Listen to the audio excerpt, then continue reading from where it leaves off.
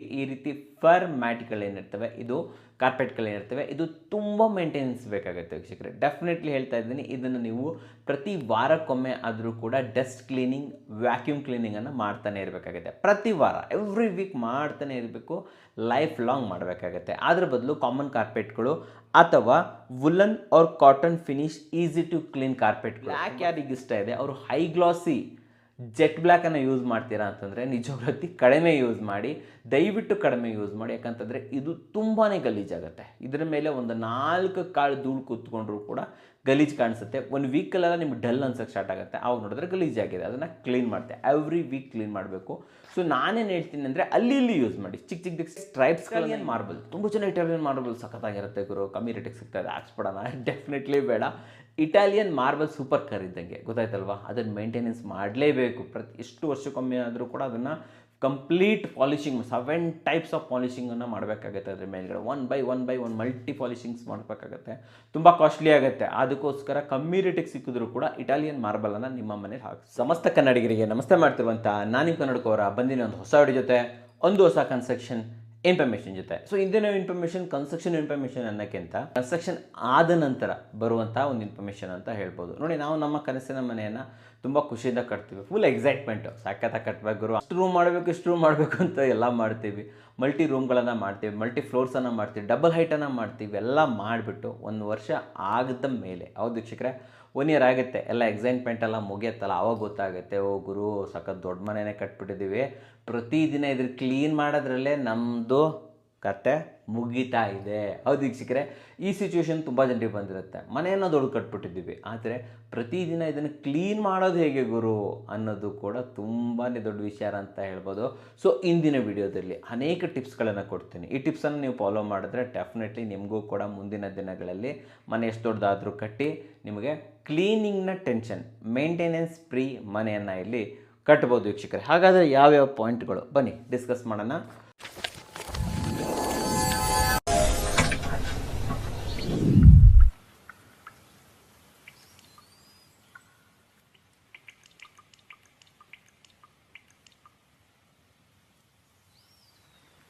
ಸಮಸ್ತ ಕನ್ನಡಿಗರಿಗೆ ನಮಸ್ಕಾರ.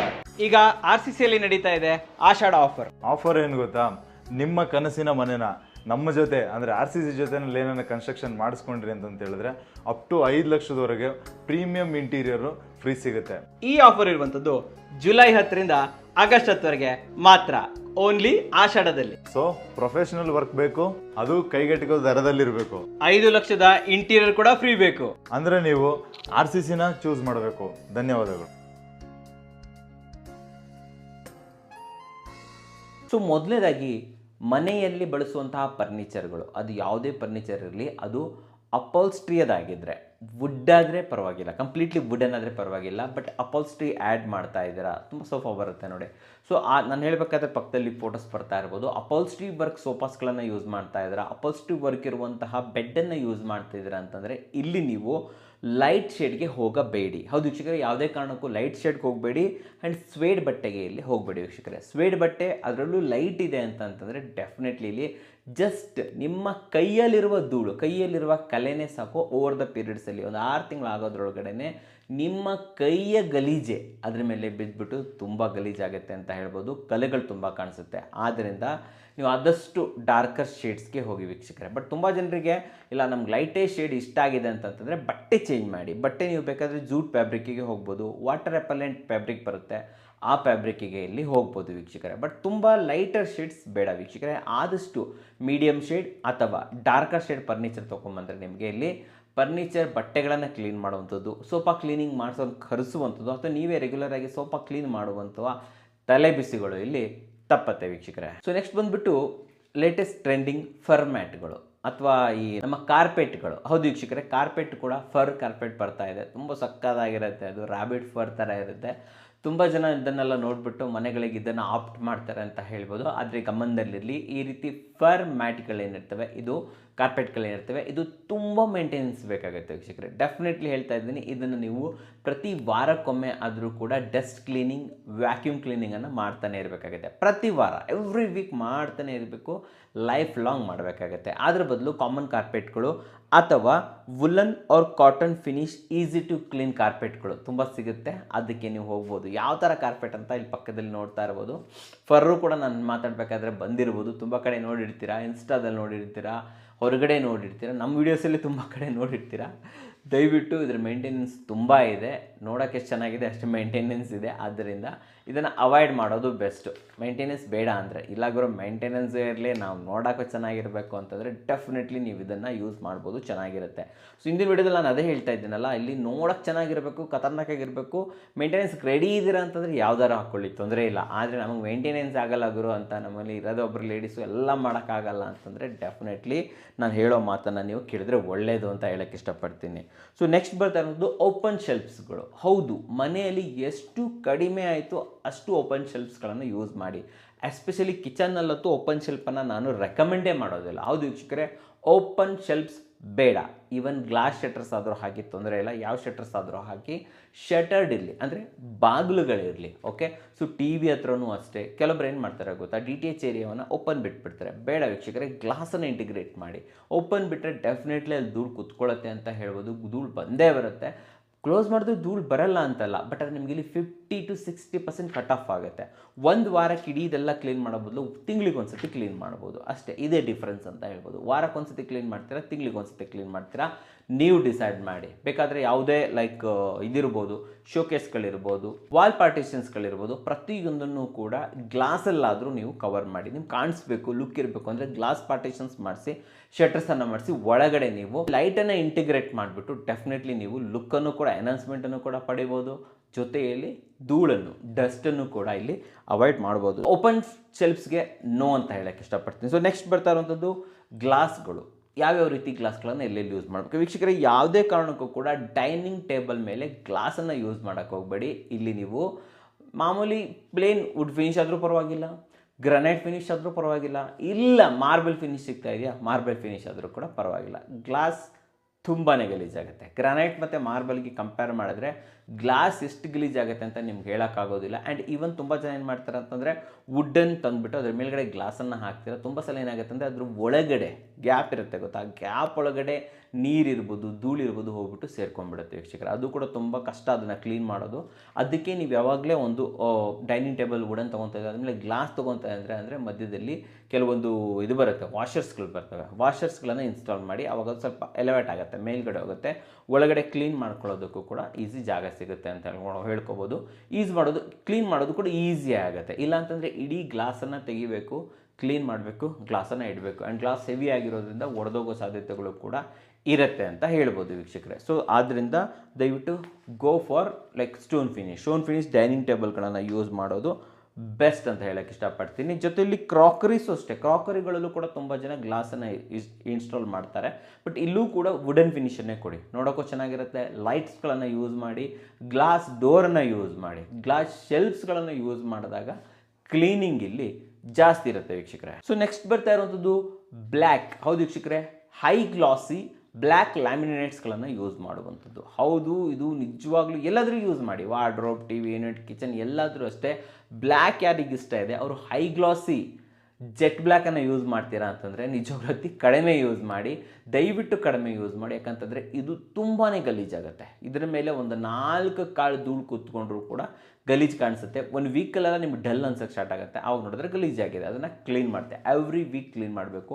ಸೊ ನಾನೇನು ಹೇಳ್ತೀನಿ ಅಂದರೆ ಅಲ್ಲಿ ಇಲ್ಲಿ ಯೂಸ್ ಮಾಡಿ, ಚಿಕ್ಕ ಸ್ಟ್ರೈಪ್ಸ್ಗಳನ್ನು ಯೂಸ್ ಮಾಡಿ, ಬಾರ್ಡರ್ಸ್ ಥರ ಕೊಡಿ. ಆದರೆ ಕಂಪ್ಲೀಟಾಗಿ ಬ್ಲ್ಯಾಕೇ ಮಾಡಿಬಿಡ್ತೀನಿ ಅನ್ನೋದನ್ನು ಅವಾಯ್ಡ್ ಮಾಡಿ ವೀಕ್ಷಕರೇ. ಇದು ತುಂಬ ಇಂಪಾರ್ಟೆಂಟ್ ಅಂತ ಹೇಳೋಕ್ಕೆ ಇಷ್ಟಪಡ್ತೀನಿ. ಬಟ್ ಬ್ಲ್ಯಾಕೇ ಬೇಕು ಅಂತಂತಂದರೆ ಡೆಫಿನೆಟ್ಲಿ ನೀವು ಮ್ಯಾಟ್ ಫಿನಿಷ್ಗೆ ಹೋಗ್ಬೋದು. ನಮ್ಗೆ ಬ್ಲ್ಯಾಕೇ ಬೇಕು ಅಂದರೆ ಮ್ಯಾಟ್ ಫಿನಿಶ್, ಸ್ಟಾರ್ಟಿಂಗ್ ಫಿನಿಷ್ಗೂ ಕೂಡ ಹೋಗ್ಬೋದು. ಸೊ ನೆಕ್ಸ್ಟ್ ಬರ್ತಾ ಇರುವಂಥದ್ದು ಹಾಬ್ಗಳು, ಕುಕ್ ಟಾಪ್ ಅಂತ ಹೇಳ್ತಾರೆ. ಇಲ್ಲಿ 2 ಆಪ್ಷನ್ಸ್ ಬರುತ್ತೆ. ಒಂದು ಕೌಂಟರ್ ಟಾಪ್ ಮೇಲ್ಗಡೆ ಇರುವಂಥದ್ದು, ಕೆಲವೊಂದು ಒಳಗಡೆ ಸೇರ್ಕೊಂಡ್ಬಿಡುತ್ತೆ, ಇಂಟಿಗ್ರೇಟೆಡ್, ಅದನ್ನು ಹಾಬ್ ಅಂತ ಹೇಳ್ತಾರೆ.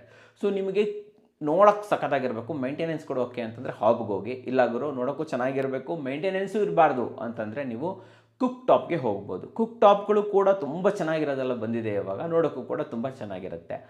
ಆದರೆ ಹಾಬ್ಗಳನ್ನು ನೀವೇನಾದರೂ ಫಿಟ್ ಮಾಡಿಬಿಟ್ರೆ ಅದನ್ನು ಪ್ರತಿ 6 ತಿಂಗಳಿಗೊಮ್ಮೆ ಆದರೂ ಕೂಡ ಅದ್ರ ಕೆಳಗಡೆ ಎಲ್ಲ ನೀಟಾಗಿ ಕ್ಲೀನ್ ಮಾಡಬೇಕಾಗುತ್ತೆ. ಕ್ಲೀನಿಂಗ್ ಮಾಡ್ತಾನೆ ಇರಬೇಕು, ಇಲ್ಲಾಂದರೆ ಜಿರ್ಲೆ ಸೇರ್ಕೊಂಡ್ಬಿಡುತ್ತೆ ವೀಕ್ಷಕರೇ. ಅದೇ ಕುಕ್ ಟಾಪ್ ಆದರೆ ಟೆನ್ಷನ್ನೇ ಇಲ್ಲ, ಕುಕ್ ಟಾಪ್ ಸೈಡಿಗೆ ಇಟ್ಟ, ಕ್ಲೀನ್ ಮಾಡೋದ, ವಾಪಸ್ ತಂದಿಟ್ಟ ಅಲ್ವಾ, ತುಂಬ ಈಸಿ ಅಂತ ಹೇಳ್ಬೋದು. ಮೇಂಟೆನೆನ್ಸ್ ಬೇಡ ಗುರು ಅಂತ ನಿಮ್ಮ ತಲೆಯಲ್ಲಿ ಯೋಚನೆ ಇದ್ದರೆ ಕುಕ್ ಟಾಪ್ ತೊಗೊಳ್ಳಿ, 4 ಬರ್ನರ್ ತನಕನೂ ಕೂಡ ಅವೈಲೇಬಲ್ ಇರುತ್ತೆ, ಚೆನ್ನಾಗೂ ಕೂಡ ಇರುತ್ತೆ, ಅದನ್ನು ಕೂಡ ಯೂಸ್ ಮಾಡ್ಬೋದು. ಜೊತೆಯಲ್ಲಿ ಪ್ರೆಸ್ಟೀಜ್ ಇರ್ಬೋದು, ಬಟರ್ಫ್ಲೈ ಇರ್ಬೋದು, ಈಸಿ ಕ್ಲೀನ್ ಅಂತ ಬರುತ್ತೆ.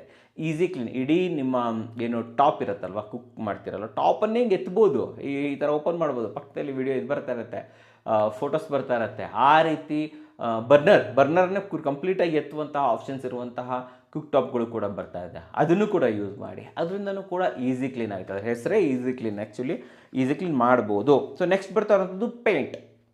ನನ್ನ ಕೇಳಿದ್ರೆ ಪೇಂಟೇ ಮಾಡಿಸ್ಬಿಡಿ ಮನೆಗೆ. ಸೊ ಯಾಕೆ ಏನೇನು ಮಾಡೋಣ ಅಂತಂದರೆ ಮಾರ್ಬಲ್ ಶೀಟ್ಗಳನ್ನು ಯೂಸ್ ಮಾಡಿ. ಹೌದು ವೀಕ್ಷಕರೇ, ಮಾರ್ಬಲ್ ಶೀಟ್ ಏನಾದರೂ ಹಾಕ್ಸ್ಬಿಟ್ರೆ ನಿಮ್ಮ ಮನೆಗೆ 50 ವರ್ಷ ಮೇಂಟೆನೆನ್ಸೇ ಇಲ್ಲ. ಪೇಂಟ್ ಹೊಡಿಬೇಕಾಗಿಲ್ಲ, ಮೇಂಟೆನೆನ್ಸು ಮಾಡಬೇಕಾಗಿಲ್ಲ. ನಿಮ್ಮ ಮಕ್ಕಳು ಗೀಚಿ ಏನು ಇಡ್ತಾರಲ್ವ, ಇಡೀ ಮನೆಯೆಲ್ಲ ಗೊಬ್ಬರ ಮಾಡ್ತಾರಲ್ವ, ಆ ಟೆನ್ಷನ್ ಬರೋದಿಲ್ಲ ನಿಮಗೆ. ಓಕೆನಾ? ಸೊ ಇದರಲ್ಲಿ ಇವಾಗ ಮಾರ್ಬಲ್ ತುಂಬ ಜನ ಹೇಳ್ಬೋದು, ಮಾರ್ಬಲ್ ಫಿನಿಶು, ಮಾರ್ಬಲ್ ಶೀಟ್ಗಳು ತುಂಬ ಲೈಕ್ ಗ್ಲಾಸಿ ಬರುತ್ತೆ, ನೋಡೋಕೆ ಒಂಥರ ಜಾತ್ರೆ ಥರ ಇರುತ್ತೆ. ಮ್ಯಾಟ್ಸ್ ಸಹಿತ ಅವೈಲೇಬಲ್ ಇದೆ, ಮ್ಯಾಟಲ್ಲಿ ಅವೈಲೇಬಲ್ ಇದೆ, ಜೊತೆಯಲ್ಲಿ ವುಡನ್ ಫಿನಿಷಲ್ಲಿ ಅವೈಲೇಬಲ್ ಇದೆ, ಬೇರೆ ಬೇರೆ ಫಿನಿಶು, ಟೆಕ್ಸ್ಚರ್ ಫಿನಿಷಲ್ಲಿ ಅವೈಲೇಬಲ್ ಇದೆ. ಇವಾಗ ಒಳ್ಳೊಳ್ಳೆ ಫಿನಿಶ್ ಅವೈಲೇಬಲ್ ಇದೆ. ಸನ್ಶೈನ್ ಇಂಟೀರಿಯರ್ ಅಂತ ಯಾವಾಗಲೂ ವೀಡಿಯೋಸ್ ಮಾಡ್ತಾ ಇರ್ತೀನಿ, ಅವ್ರನ್ನ ಹತ್ರ ಹೋಗಿ ಭೇಟಿ ಮಾಡಿ. ಇಡೀ ಮನೆಗೆ ಒಂದು ಸತಿ ಮಾರ್ಬಲ್ ಏನಾದರೂ ಶೀಟ್ಸನ್ನು ಹಾಕಿ, best colour, classy colour, mild ಕಲರನ್ನು ಹಾಕಿ, ಜಾತ್ರೆ ಮಾಡೋಕ್ಕೆ ಹೋಗ್ಬಿಡಿ. ದಯವಿಟ್ಟು ಮೈಲ್ಡ್ ಕಲರನ್ನು ಹಾಕಿಸಿ, ನೋಡಿದ್ರೂ ಕೂಡ ಚೆನ್ನಾಗೇ ಇರಬೇಕು, ಜೊತೆಲಿ ಮೇಂಟೆನೆನ್ಸ್ ಕೂಡ ಇರ್ಬೋದು. ಇದನ್ನೇನೋ ಮಾಡಿದ್ರೆ ನಿಮ್ಮ ಮನೆ ಗೋಡೆ ಮೇಂಟೆನೆನ್ಸೇ ಇಲ್ಲ ರೀ, 50 ವರ್ಷ ಮೇಂಟೆನೆನ್ಸೇ ಇಲ್ಲ ಅಂತ ಹೇಳ್ಬೋದು. ಆ್ಯಂಡ್ ಇಲ್ಲ ನಮ್ಗೆ ಪೇಂಟೇ ಮಾಡಬೇಕು ಗುರು, ಖರ್ಚು ಜಾಸ್ತಿ ಆಗ್ಬಿಡುತ್ತೆ. ಖರ್ಚು ಜಾಸ್ತಿ ಆಗಲ್ಲ ಆ್ಯಕ್ಚುಲಿ, ಕಂಪೇರ್ ಮಾಡಿದಾಗ 10 ಸತಿ ಪೇಂಟ್ ಹೊಡಿಸೋದೇನು, 1 ಸತಿ ಮಾರ್ಬಲ್ ಶೀಟ್ ಮಾಡೋದೇನು. ಇಲ್ಲ ನಮ್ಗೆ ಸದ್ಯಕ್ಕೆ ಬಜೆಟ್ ಇಲ್ಲ, 4-5 ಸಾವಿರ ರೂಪಾಯಲ್ಲೇ ಒಂದೊಂದು ರೂಮ್ ಆಗಿಬಿಡಬೇಕು ಅಂತಂತಂದರೆ ಡೆಫಿನೆಟ್ಲಿ ನೀವು ಪೇಂಟ್ ಮಾಡ್ಬೋದು, ಬಟ್ ಮ್ಯಾಟ್ ಫಿನಿಷ್ಗೆ ಹೋಗಿ. ಆ್ಯಂಡ್ ಜೊತೆಯಲ್ಲಿ 1,000 ರೂಪಾಯಿ ಜಾಸ್ತಿ ಆದರೂ ಪರವಾಗಿಲ್ಲ, ಒಂದು ಬಕೆಟ್ ಮೇಲೆ 1,000 ರೂಪಾಯಿ ಜಾಸ್ತಿ ಆದರೂ ಪರವಾಗಿಲ್ಲ. ಇವಾಗ ಡಸ್ಟ್ ಪ್ರೂಫ್ ಪೇಂಟ್ಗಳು ಅವೈಲೇಬಲ್ ಇದೆ. ಸ್ಯಾಟಿನ್ ಫಿನಿಶ್ ಅಂತ ಬರುತ್ತೆ, ಮ್ಯಾಟ್ ಅಲ್ಲ, ಸ್ಯಾಟಿನ್ ಫಿನಿಶ್ ಅಂತ ಬರುತ್ತೆ.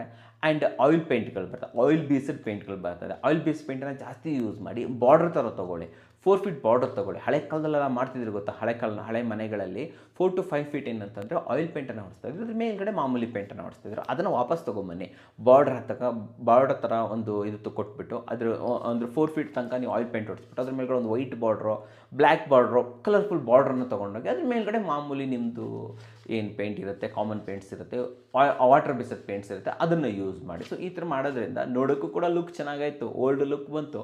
ಜೊತೆಯಲ್ಲಿ ಈ ಆಯಿಲ್ ಪೇಂಟ್ಸ್ ಏನಿರುತ್ತೆ ಇದ್ರ ಮೇಲೆ ನಿಮ್ಮ ಮಕ್ಕಳಿಗೆ ಫಸ್ಟ್ ಆಫ್ ಆಲ್ ಗೀಚಕ್ಕೆ ಆಗಲ್ಲ, ಪೆನ್ ಅದ್ರ ಮೇಲೆ ತಾಗೋದೇ ಇಲ್ಲ, ತಾಗಿದ್ರೂ ಕೂಡ ಅದು ಈಸಿಯಾಗಿ ನೀವು ಅದನ್ನು ಕ್ಲೀನ್ ಕೂಡ ಮಾಡ್ಕೋಬೋದು. ಆ್ಯಂಡ್ ಮಾಮೂಲಿ ಪೇಂಟಲ್ಲೂ ಕೂಡ ಈ ಆಪ್ಷನ್ಸ್ಗಳು ಅವೈಲೇಬಲ್ ಇದೆ. ಸ್ವಲ್ಪ ಕಾಸ್ಟ್ಲಿ ಆಗುತ್ತೆ, ಡೆಫಿನೆಟ್ಲಿ ಆ ರೀತಿ ಪೇಂಟ್ಗಳನ್ನು ಯೂಸ್ ಮಾಡೋದು ಬೆಸ್ಟ್. ಆದರೆ ನಾನು ರೆಕಮೆಂಡ್ ಮಾಡುವಂಥದ್ದು ಮಾರ್ಬಲ್ ಶೀಟನ್ನೇ ಹಾಕ್ಸ್ಬಿಡಿ, ಬೆಸ್ಟ್ ಅದು ಆ್ಯಕ್ಚುಲಿ.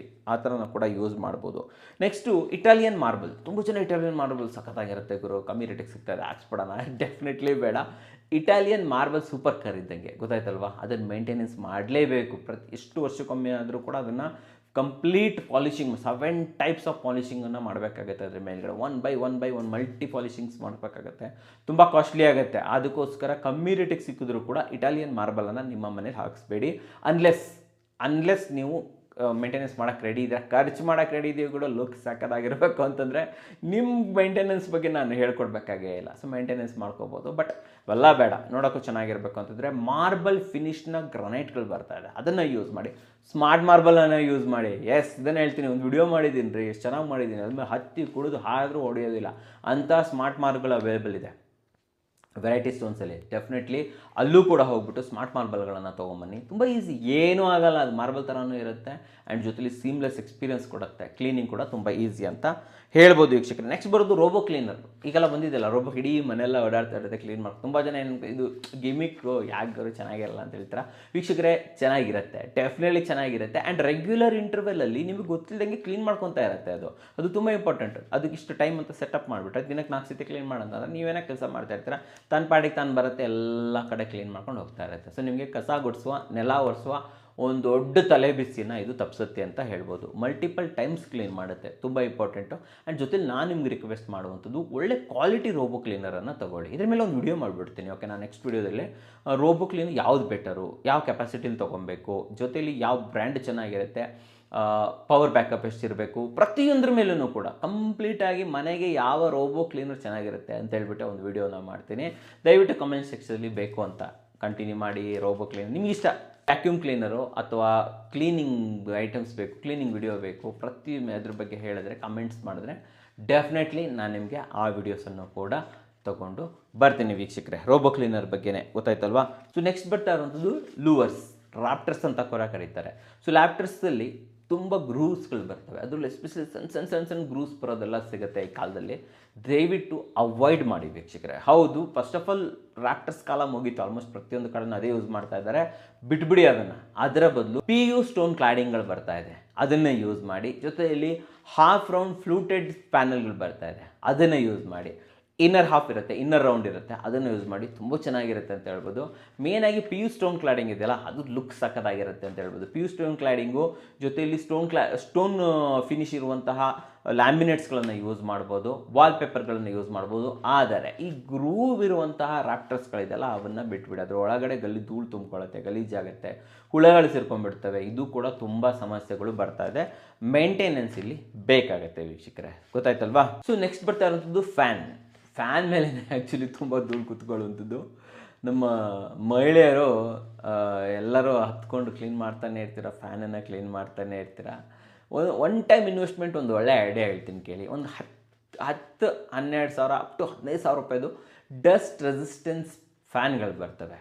2-3 ಸಾವಿರ ರೂಪಾಯಿದು ಕೂಡ ಹೇಳ್ತಾರೆ ಡಸ್ಟ್ ರೆಸಿಸ್ಟೆನ್ಸ್, ಅವೆಲ್ಲ ಇರಲ್ಲ, ಈಗಲೇ ಹೇಳ್ಬಿಡ್ತೀನಿ. 4-5 ಸಾವಿರ ಅಪ್ ಟು 10 ಸಾವಿರ ರೂಪಾಯಿ ತನಕ ಯಾವುದೇ ಫ್ಯಾನ್ ತೊಗೊಂಬನ್ನಿ, ಡಸ್ಟ್ ರೆಸಿಸ್ಟೆನ್ಸ್ ಇರೋದಿಲ್ಲ. ಹತ್ತತ್ರ 13-14 ಸಾವಿರ ರೂಪಾಯಿಗೆ ನಿಮಗೆ actual dust resistant plan BLDC motor ಜೊತೆ ಬರುತ್ತೆ, ಅಟೋಮರ್ಗಲೆಲ್ಲ ಬರುತ್ತೆ.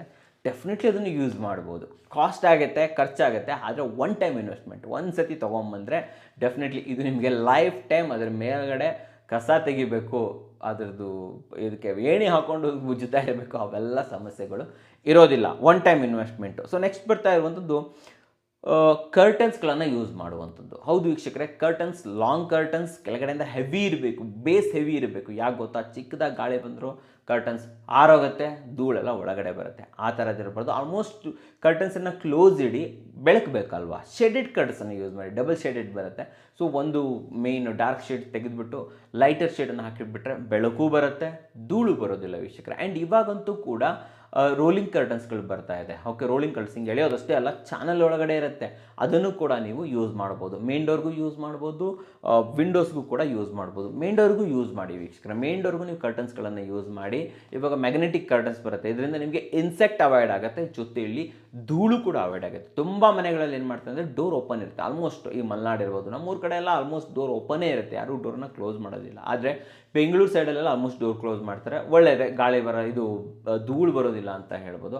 ಆದರೆ ನೀವು ಇಲ್ಲೂ ಕೂಡ ಡೋರನ್ನು ಓಪನ್ ಇಡ್ತೀರ ಆಲ್ವೇಸ್ ಅಂತಂತಂದರೆ ಈ ರೀತಿ ಕರ್ಟನ್ಗಳನ್ನು, ಮ್ಯಾಗ್ನೆಟಿಕ್ ಕರ್ಟನ್, ರೋಲರ್ ಕರ್ಟನ್ಸ್ಗಳು, ಚಾನಲಲ್ಲಿ ರನ್ ಆಗೋ ಕರ್ಟನ್ಸ್ಗಳು, ಓಪನೇಬಲ್ ಕೊಲಾಪ್ಸಿಬಲ್ ಕರ್ಟನ್ಸ್ಗಳನ್ನು ನೀವಿಲ್ಲಿ ಯೂಸ್ ಮಾಡ್ಬೋದು. ತುಂಬ ಚೆನ್ನಾಗಿ ವರ್ಕ್ ಆಗುತ್ತೆ. ತುಂಬ ನಿಮ್ಮ 50% ಧೂಳನ್ನು, ಡಸ್ಟನ್ನು ಇದು ಅವಾಯ್ಡ್ ಮಾಡುತ್ತೆ ಅಂತ ಹೇಳ್ಬೋದು ವೀಕ್ಷಕರೇ. ಸೊ ಫೈನಲಾಗಿ 2 ಪಾಯಿಂಟ್ ಇದೆ. ಈ ನಮ್ಮ ವಾಶ್ ಬೇಸಿನ್ ಏರಿಯಾ ಕೆಳಗಡೆ ಏನು ಕ್ಯಾಬಿನೆಟ್ಸ್ ಕೊಟ್ಟಿರ್ತಾರೆ, ಕ್ಯಾಬಿನೆಟ್ಸಲ್ಲಿ ಅಲ್ಯೂಮಿನಿಯಂ ರ್ಯಾಪಿಂಗನ್ನು ಮಾಡಿಸಿ. ಓಕೆನಾ, ಅಲ್ಯೂಮಿನಿಯಂ ರ್ಯಾಪಿಂಗ್ ಬರುತ್ತೆ, ಪಕ್ಕದಲ್ಲಿ ನೋಡ್ತಾ ಇರ್ಬೋದು ನೀವು. ಇಲ್ಲ ನೀವು ಮಾಡಿಸಿಲ್ಲ ಅಂತಂದರೆ ಸಿಗುತ್ತೆ, ನಿಮಗೆ ರೋಲರ್ಗಳು ಸಿಗುತ್ತೆ, ವಿಡಿಯೋಸ್ ಕೂಡ ಮಾಡಿದ್ದೀನಿ ನಾನು. ಆ ರೋಲರ್ಗಳನ್ನು ತಂದುಬಿಟ್ಟು ನೀವು ಅಪ್ಲೈ ಮಾಡಿ. ಇದರಿಂದ ನಿಮಗೆ ಆ ನಿಮ್ಮ ಕ್ಯಾಬಿನೆಟ್ ಗಲೀಜಾಗೋ ತಪ್ಪತ್ತೆ ವೀಕ್ಷಕರೇ, ತುಂಬಾ ಅವಾಯ್ಡ್ ಆಗುತ್ತೆ ಅಂತ ಹೇಳ್ಬೋದು. ಜೊತೆಲಿ ನೋಡೋಕ್ಕೂ ಕೂಡ ತುಂಬ ಚೆನ್ನಾಗಿರುತ್ತೆ, ಲುಕ್ ಚೆನ್ನಾಗಿರುತ್ತೆ. ಮಾಮೂಲಿ ನೀವು ಯಾವುದೇ ರೀತಿ ಕ್ಯಾಬಿನೆಟ್ ಮಾಡಿಸಿದ್ರು ಕೆಲವು ದಿನಗಳ ನಂತರ ಅಲ್ಲಿ ಕೆಳಗಡೆ ಗಲೀಜು ಆಗೇ ಆಗುತ್ತೆ, ಕೊಳೆ ಆಗೇ ಆಗುತ್ತೆ, ಕೈಗಳೆಲ್ಲ ಮುಟ್ಬಿಟ್ಟು ತುಂಬಾ ಕೊಳೆ ಆಗಿಬಿಡುತ್ತೆ. ಅದ್ರ ಬದಲು ಅಲ್ಯೂಮಿನಿಯಂ ರ್ಯಾಪಿಂಗ್ ಮಾಡಿಸಿದ್ರೆ ತುಂಬಾ ಲುಕ್ಕು ಕೂಡ ಸೂಪರ್ ಆಗಿರುತ್ತೆ. ಮುಂದಿನ ದಿನಗಳಲ್ಲಿ ಅದೇನಾದರೂ ಕಟ್ಟಾಯಿತು ಮಾಡ್ತಂದ್ರೆ ಅದನ್ನು ರೀಪ್ಲೇಸ್ ಕೂಡ ನೀವು ಮಾಡ್ಬೋದು, ಇಲ್ಲ ಅದರ ಮೇಲ್ಗಡೆ ಪೇಸ್ಟ್ ಕೂಡ ಮಾಡ್ಬೋದು, ತುಂಬ ಈಸಿಯಾಗಿರುತ್ತೆ. ಅಲ್ಯೂಮಿನಿಯಂ ರ್ಯಾಪಿಂಗ್ ಮಾಡಿಸೋದನ್ನು ಮರಿಬೇಡಿ. ಆ್ಯಂಡ್ ಫೈನಲ್ ಆಗಿ ಟೆರಸ್. ಹೌದು ವೀಕ್ಷಕರೇ, ಟೆರಸಲ್ಲಿ ಏನು ವಾಟರ್ ಹೋಗುತ್ತಲ್ಲ ಅಲ್ಲಿ ಜಾಲೀಸ್ಗಳನ್ನು ಫಿಕ್ಸ್ ಮಾಡಿ ಇಟ್ಕೊಳ್ಳಿ. ಯಾಕಂತಂದರೆ ಕಸ ಕಡ್ಡಿ ಎಲ್ಲ ಒಳಗಡೆ ಹೋಗ್ಬಿಟ್ಟು ಬ್ಲಾಕ್ ಆಗುತ್ತೆ, ಅಲ್ಲಿಂದ ನೀರು ವಾಪಸ್ ಬಂದುಬಿಟ್ಟು ಮೇಲ್ಗಡೆ ಎಲ್ಲ ತುಂಬಿಕೊಳ್ಳುತ್ತೆ. ಇದೊಂದು ಮೇಂಟೆನೆನ್ಸ್ ಅಂತ ಹೇಳ್ಬೋದು. ಅದೇ ಮೇಲ್ಗಡೆ ಜಾಲೀಸ್ ಹಾಕಿಟ್ರೆ ನಿಮ್ಮ ಮೇಡು ಅಥವಾ ನೀವು ಯಾವಾಗಾದ್ರೂ ಮೇಲೆ ಹೋಗ್ತೀರಾ, ಮಳೆ ನೀರೆಲ್ಲ ಬಂದಿರುತ್ತೆ, ಕಸ ಕಡ್ಡಿಗಳೆಲ್ಲ ಜಾಲಿ ಹತ್ರ ಹೋಗ್ಬಿಟ್ಟು ಹಿಡ್ಕೊಂಡಿರುತ್ತೆ ಅಂತ ಹೇಳ್ಬೋದು. ಇಲ್ಲ ಮೆಶ್ ಹಾಕಿಡಿ, ಮೆಶ್ಗೆ ಹಿಡ್ಕೊಂಡಿರುತ್ತೆ ಅಂತ ಹೇಳ್ಬೋದು. ಅಲ್ಲಿಂದ ಅದನ್ನು ತೆಗೆದುಬಿಟ್ಟು ಕ್ಲೀನ್ ಮಾಡಿಬಿಟ್ರೆ ಆಗೋಯ್ತು ವೀಕ್ಷಕರೇ, ಸಿಂಪಲ್ ಆಗಿರುತ್ತೆ. ಅದೇ ಒಂದು ಸತಿ ಜಾಮ್ ಆಯಿತು ಅಂತಂದರೆ ಇಡೀ ಪೈಪ್ಲೈನಲ್ಲಿ ಹುಡುಕಬೇಕಾಗುತ್ತೆ ಎಲ್ಲಿಂದ ಏನಿದೆ ಅಂತ. ಡೋರ್ ಎಲ್ಬೋ ಎಲ್ಲ ಓಪನ್ ಮಾಡಿಬಿಟ್ಟು ಅದರೊಳಗಡೆ ಎಲ್ಲ ಕೋಲೆಲ್ಲ ಹಾಕ್ಬಿಟ್ಟು ಭಾಳ ಕಷ್ಟಪಡಬೇಕಾಗುತ್ತೆ. ಅದ್ರ ಬದಲು ದಯವಿಟ್ಟು ಮೇಲ್ಗಡೆ ಮೆಶ್ ಹಾಕೋದನ್ನು ಮರಿಬೇಡಿ ವೀಕ್ಷಕರೇ. ಇದೇ ರೀತಿ ಮನೆಯನ್ನು ಮೇಂಟೆನೆನ್ಸ್ ಫ್ರೀ ಮಾಡಬೇಕು ಅಂದರೆ ಅನೇಕ ಪಾಯಿಂಟ್ಸ್ಗಳಿದೆ, ಇನ್ನೂ ಬಿಜ್ಜನ್ ಪಾಯಿಂಟ್ಸ್ಗಳಿದೆ. ಪಾಯಿಂಟ್ಸ್ಗಳು ಬೇಕು ಅಂತಂದರೆ ದಯವಿಟ್ಟು ಕಮೆಂಟ್ ಸೆಕ್ಷನಲ್ಲಿ ಹೋಗಿ ಕಂಟಿನ್ಯೂ ಮಾಡಿ ಅಂತ ಮೆಸೇಜ್ ಮಾಡೋದನ್ನು ಮರಿಬೇಡಿ. ವ್ಯಾಕ್ಯೂಮ್ ಕ್ಲೀನರ್, ರೋಬೋ ಕ್ಲೀನರ್ ಬಗ್ಗೆ ವಿಡಿಯೋ ಬೇಕು ಅಂತಂದರೆ ರೋಬೋ ಕ್ಲೀನರ್ ಅಂತ ಮೆಸೇಜ್ ಮಾಡೋದನ್ನು ಮರಿಬೇಡಿ ವೀಕ್ಷಕರು. ಸೊ ನೋಡಿದ್ರಲ್ಲ, ನಿಮಗೋಸ್ಕರ ಎಷ್ಟು ಉತ್ತಮವಾದ ವಿಡಿಯೋ ತಂದಿದ್ದೀನಿ. ವಿಡಿಯೋ ಇಷ್ಟ ಆದರೆ ಲೈಕ್ ಮಾಡಿ, ಇಷ್ಟ ಆಗಿಲ್ಲ ಡಿಸ್ಲೈಕ್ ಮಾಡಿ, ಏನೇ ಅದು ಸಬ್ಸ್ಕ್ರೈಬ್ ಅಂತೂ ಮಾಡಲೇಬೇಕು. ಯಾಕಂದರೆ ಕನ್ನಡಿಗರೇ ಕನ್ನಡಿಗನ ಬೆಳೆಸಬೇಕು. ನಮಸ್ಕಾರ.